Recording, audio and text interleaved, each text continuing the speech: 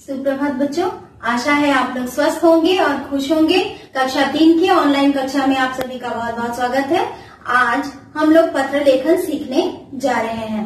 पत्र लेखन, जब हम लोग पत्र लिखते हैं, पत्र हम लोग अपने विद्यालय में लिखते हैं, वो कौन सा पत्र होता है। पत्र हम लोग अपने फ्रेंड्स को लिखते हैं, वो कौन सा पत्र होता है। सारे पत्र एक जैसे आप लोगों को लगते होंगे। आज हम लोग ये जानेंगे कि पत्र किस प्रकार अलग अलग होते हैं। चलिए सीखते हैं। पहला है औपचारिक पत्र, दूसरा है अनौपचारिक पत्र। पत्र दो प्रकार से लिखे जाते हैं, औपचारिक और अनौपचारिक। औपचारिक पत्र में क्या क्या होता है और अनौपचारिक पत्र में क्या क्या होता है। यहाँ पर नंबर 1 औपचारिक पत्र है। ये वो पत्र है जो हम लोग ऑफिस में लिखते हैं, अपने विद्यालय में लिखते हैं, बैंक में लिखते हैं, है ना। ये सारे जो पत्र होते हैं जिसे आप लोग एप्लीकेशन भी कहते हैं, ये वो पत्र होते हैं। दूसरा है अनौपचारिक पत्र। ये पत्र हम लोग अपने माता पिता को लिख सकते हैं, अपने भाई बहन को लिख सकते हैं, अंकल आंटी जितने भी रिलेटिव्स हैं उनको लिख सकते हैं, अपने फ्रेंड्स को लिख सकते हैं। तो ये अनौपचारिक पत्र होते हैं। पत्र में मुख्य बातें क्या क्या होनी चाहिए, किस किस बातों पर हमें ज्यादा ध्यान देना चाहिए, इसे हम लोग आगे बढ़ सीखते हैं। पत्र के कुछ प्रमुख अंग होते हैं, ठीक है। पत्र के प्रमुख अंग कौन कौन से होते हैं। पत्र में पता और दिनांक ये जरूर लिखा जाना चाहिए, क्योंकि पत्र में या तो वो अनौपचारिक पत्र हो या औपचारिक पत्र हो। पत्र में अगर पता नहीं होगा, दिनांक नहीं होगा, तो फिर हम लोग किस प्रकार से जानेंगे कि यह पत्र कब का लिखा गया है, यह पत्र कितने दिनों पुराना है या कितने वर्षों पुराना है या कितने महीनों पुराना है। यह हम लोग दिनांक के माध्यम से जानते हैं। ये पत्र में पता लिखना क्यों जरूरी होता है। जैसे हम अगर अपने फ्रेंड को पत्र लिख रहे हैं तो फ्रेंड का एड्रेस नहीं होगा, तो ये पत्र वहां तक पहुंचेगा कैसे, वो पत्र तो यहीं रह जाएगा। तो पत्र में पता लिखना भी आवश्यक होता है। और अगर हम लोग औपचारिक पत्र लिख रहे हैं, अगर हम लोग किसी ऑफिस में पत्र लिख रहे हैं, अपने विद्यालय में पत्र लिख रहे हैं, तो उस जगह पर हमें अपने विद्यालय का पता, अपने ऑफिस का पता लिखना होता है। तो ये पता, एड्रेस होना भी बहुत ज्यादा जरूरी है। दूसरी बात है संबोधन और तथा अभिवादन। जैसे अगर हम लोग अपने विद्यालय में पत्र लिख रहे हैं, अपने विद्यालय में हम लोग प्रार्थना पत्र लिख रहे हैं, तो उसमें हम लोग लिखेंगे आदरणीय प्रधानाचार्य महोदय, लिखेंगे ना। और अगर अपने पिताजी को लिख रहे हैं तो आदरणीय पिताजी। तो इस तरह से हम लोग संबोधन लिखते हैं। हम लोग जिससे भी पत्र लिख रहे हैं, ठीक है, तो वो उन्हें हम लोग किस प्रकार से संबोधित करते हैं, उन्हें क्या कहकर हम लोग लिख रहे हैं, ये हम लोग संबोधन में लिखते हैं। अभिवादन, अगर वो तुमसे बड़े हैं तो सादर प्रणाम। जैसे पिताजी को आप पत्र लिख रहे हो तो आदरणीय पिताजी, ये हो गया संबोधन। और अभिवादन क्या हो गया, सादर प्रणाम। अगर आप अपने छोटे भाई को पत्र लिख रहे हो तो प्रिय रवि, अभिवादन हो गया बहुत बहुत प्यार, है ना। तो ये अभिवादन होता है कि आप उसे प्रणाम कर रहे हैं। अपने से बड़ों को हमेशा प्रणाम किया जाता है और छोटों को शुभाशीष दिया जाता है, या बहुत बहुत प्यार लिखते हैं, या अपने फ्रेंड को लिख रहे हैं तो नमस्ते हम लोग लिखते हैं। तो इस प्रकार संबोधन और अभिवादन ये भी बहुत ज्यादा जरूरी है। पत्र की संरचना यानी पत्र का मध्य भाग, ये बहुत ही इम्पोर्टेंट होता है। इसमें आप लोगों को ये जानना होता है कि पत्र किस मैटर पे लिखा जा रहा है, किस विषय पर लिखा जा रहा है। जब हम लोग प्रार्थना पत्र लिखते हैं तो उसमें हम लोग विषय मेंशन करते हैं, विषय जरूर लिखते हैं, ताकि प्रार्थना पत्र पढ़ने वाले को ये पता चल जाए कि ये किस कार्य के लिए लिखा जा रहा है। जैसे आपकी अगर तबीयत खराब हो गई, आप अगर विद्यालय में एप्लीकेशन लिख रहे हैं, प्रार्थना पत्र लिख रहे हैं कि आपको 2 दिन की छुट्टी चाहिए, तो वहां पर हम लोग विषय में डालेंगे कि हमें 2 दिन के अवकाश के लिए प्रार्थना पत्र चाहिए, या घर के जरूरी काम के लिए हमें छुट्टी चाहिए। तो इस तरह से विषय लिखना बहुत ही आवश्यक होता है। अनौपचारिक पत्र, जो पत्र हम लोग अपने फ्रेंड्स को लिखते हैं, मम्मी पापा को लिखते हैं, रिलेटिव्स को लिखते हैं, उसमें विषय लिखना जरूरी नहीं होता। उसमें जो पत्र की संरचना है उसमें अलग से विषय लिख करके मेंशन नहीं करना होता। उसमें हम लोग पत्र की संरचना में ही उस बात को लिख देते हैं जिस कार्य के लिए हम ये पत्र लिख रहे हैं।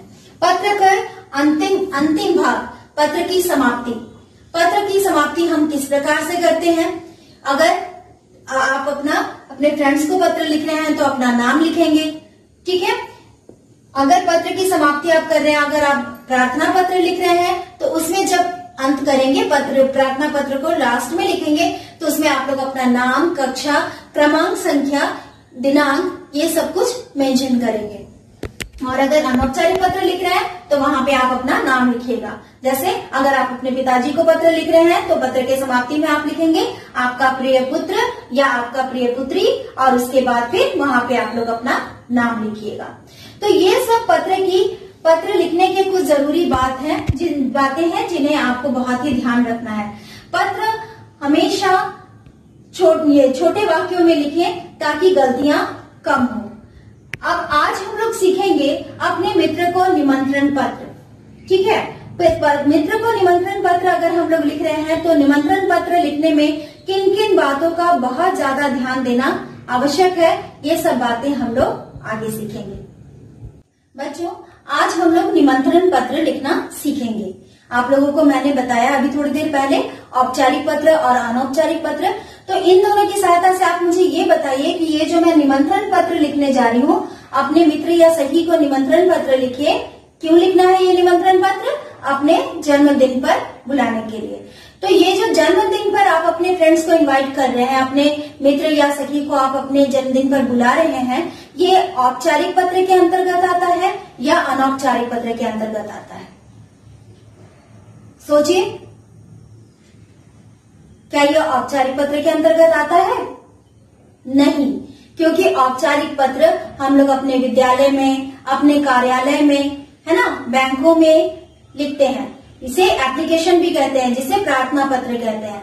लेकिन जब हम अपने मित्र या सखी को अपने जन्मदिन पर बुला रहे हैं, या अपने घर की पूजा पर बुला रहे हैं, या अपने भाई या बहन के जन्मदिन के लिए बुला रहे हैं, है ना, या फिर गृह प्रवेश की पूजा के लिए बुला रहे हैं, तो इस तरह से हम लोग जब बुला रहे हैं अपने फ्रेंड्स को, तो फिर ये अनौपचारिक पत्र होता है ना। मैंने आप लोगों को बताया था, अपने मम्मी पापा को, अपने फ्रेंड्स को, अंकल आंटी को, अपने नाना नानी को, दादा दादी को जो हम लोग इस तरह से पत्र लिखते हैं, ये सभी अनौपचारिक पत्र के अंतर्गत आते हैं। आइए आज हम लोग सीखते हैं निमंत्रण पत्र। मैंने आप लोगों को समझाया था, पत्र में सबसे पहले पता और दिनांक लिखना बहुत आवश्यक होता है। ये हम लोग आज जानेंगे कि वो किस प्रकार से लिखते हैं। जैसे मैंने यहाँ लिखा है मकान संख्या। सभी लोगों का अपना क्वार्टर नंबर होता है, मकान संख्या होती है ना। आपका जो भी मकान संख्या है वो आप यहाँ पे लिख दें। जैसे मैंने लिख दिया, कुछ भी आप नंबर डाल सकते हैं, आप अपना खुद का भी एड्रेस लिख सकते हैं, ठीक है। तो मैंने लिखा मकान संख्या 1, 2, 3 यानी 123। अब ये मकान किस सेक्टर में आता है?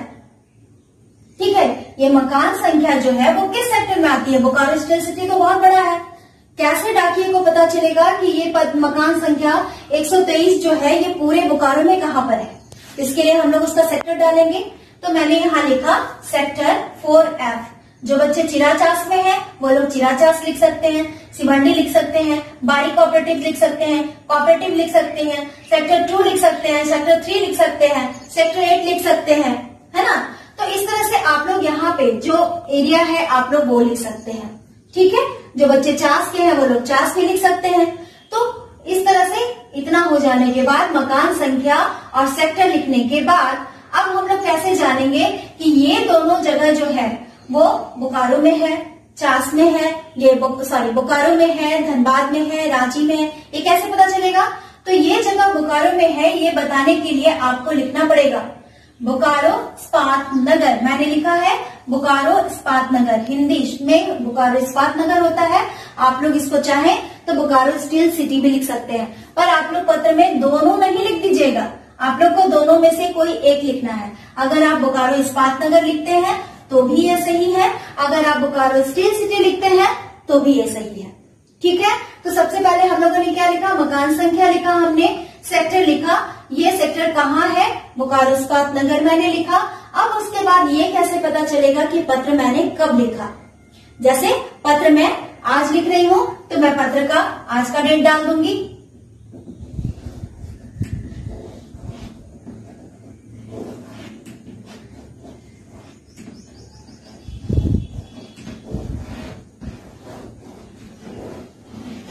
आप लोगों को ये बात ध्यान देने की जरूरत है, पत्र जिस दिन लिखा जाता है उस दिन की तारीख दी जाती है ना। जैसे आज मैं आप लोगों को ये पत्र लिखना सिखा रही हूँ, तो मैंने आज का डेट डाल दिया। आप लोग जब अपनी कॉपी में लिखिएगा उस दिन का डेट डालिएगा। आप लोग अगर ये पत्र एग्जाम में आता है तो आप लोग जिस दिन एग्जाम लिख रहे होंगे उस दिन का डेट डालिएगा। ऐसा नहीं है कि आज मैंने 20 तारीख लिख दिया तो आप जितनी बार भी, अभी से 2 महीने के बाद भी लिखेंगे पत्र, या एग्जाम में 3 महीने के बाद लिखेंगे, या फिर नेक्स्ट कभी आप 6 महीने बाद लिखेंगे, तो भी आप यही डेट डालेंगे, ये गलत है। आप जिस दिन पत्र लिखिएगा आपको उस दिन की तारीख डालनी होगी। ठीक है, अब आगे बढ़ते हैं। ये हम लोगों का पत्र का पता हो गया और दिनांक हो गया। ये क्लियर हो गया होगा अभी तक सबको। अब हम लोग आगे बढ़ते हैं। मैंने आप लोगों को क्या बताया था? संबोधन और अभिवादन, है ना। अब आगे बढ़ते हैं। अब देखिए, मैंने यहाँ लिखा है प्रिय मित्र। हम लोग ये पत्र लिख रहे हैं अपने मित्र को या सखी को जन्मदिन पर बुलाने के लिए। तो आप अपने फ्रेंड को लिखेंगे प्रिय मित्र। अब आप अपने पापा को तो नहीं लिख सकते प्रिय पापा जी, उनको क्या लिखेंगे? आदरणीय दादाजी, है ना, या आदरणीय पापा जी। अब बताइए, यहाँ पे आप अपने फ्रेंड को लिख रहे हैं तो आपने लिखा यहाँ पे प्रिय मित्र। अब मित्र कौन सा है? मित्र का नाम तो होगा, आपकी फ्रेंड का नाम होगा ना। आपको जो फ्रेंड अच्छा लगता है, आपको जो सबसे अच्छा प्रिय मित्र है, आप लोग उसका नाम लिख सकते हैं। जैसे मैं यहाँ लिख दे रही हूँ प्रिय मित्र रवि।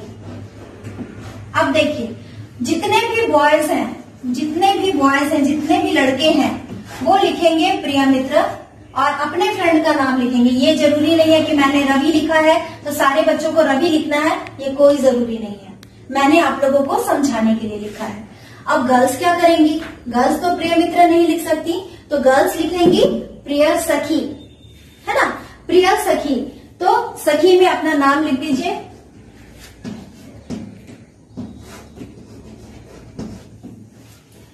मैंने यहाँ लिखा प्रिय सखी रीमा। ठीक है, तो बॉयज लिखेंगे प्रिय मित्र रवि, गर्ल्स लिखेंगे प्रिय मित्र रीमा। पर ये जरूरी नहीं है कि आप यही नाम लिखें, आप अपनी प्रिय सखी का नाम लिख सकते हैं। ये हो गया आपका संबोधन। ये हो गया प्रिय मित्र रवि, ये संबोधन हो गया। गर्ल्स लिखेंगे प्रिय मित्र रीमा, ये उनका संबोधन हो गया। और ये हम लोग लिख रहे हैं अभिवादन। अपने से बराबर वालों को नमस्ते किया जाता है, अपने से बड़ों को सादर प्रणाम लिखते हैं या सादर चरण स्पर्श लिखते हैं। पर अपने फ्रेंड को तो हम सादर प्रणाम नहीं करेंगे, उसके पैर छू के प्रणाम नहीं करेंगे, तो हम लोग उसे क्या लिखेंगे? नमस्ते। अगर अपने छोटे भाई को लिख रहे हैं तब यहाँ अभिवादन लिखेंगे बहुत बहुत प्यार, या प्रिय रवि बहुत बहुत प्यार, है ना। पर हम लोग यहाँ मित्र को लिख रहे हैं तो हम लोग लिखेंगे प्रिय मित्र रवि नमस्ते, या प्रिय सखी रीमा नमस्ते। ये हम लोगों के पत्र का प्रथम भाग है। ठीक है, ये अभी तक सभी को समझ में आ गया होगा। पता लिखना है, दिनांक लिखना है और संबोधन और अभिवादन, ये हम लोगों को लिखना है। ये पत्र का इंट्रोडक्शन हो गया, यानी पत्र का पहला भाग। ठीक है, अब आगे नेक्स्ट वीडियो में हम लोग संरचना और पत्र का अंतिम भाग सीखेंगे। पत्र को बहुत ही ध्यान से समझिएगा और जहां समझना आए अपने अभिभावक से आप सहायता लेने की कोशिश कीजिएगा। स्वस्थ रहिए और खुश रहिए।